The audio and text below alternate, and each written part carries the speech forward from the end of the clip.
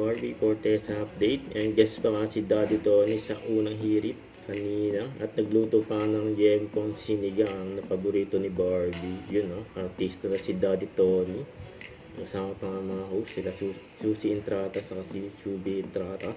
At saka ito pa nga yung sabi kay Daddy Tony. Nanong siya kung kamusta daw ang puso ni Barbie.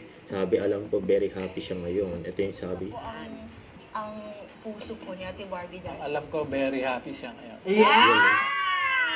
Laki din sabihin eh. Yeah, very happy daw si Barbie. Daddy Tony!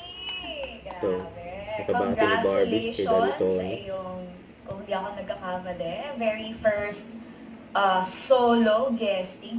Yan. I'm so happy dahil in-invite ka ngayon ng unang hirit to guest and syempre to share your specialty, hindi ba? Excited na akong matikman nila ang masarap mong luto.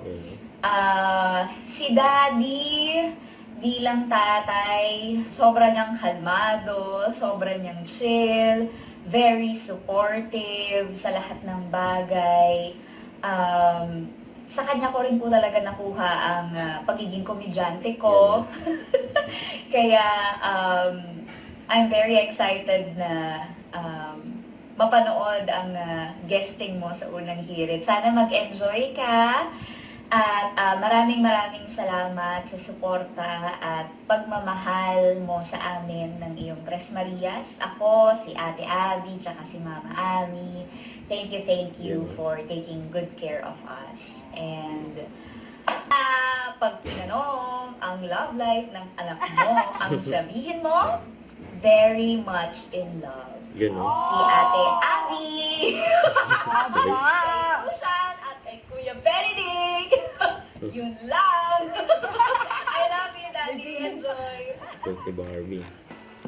So ito pa, and bumisita pala si Barbie sa bahay nila Jameson Bake. Ito yung picture, kasama yung family ni Jameson. Grabe yun.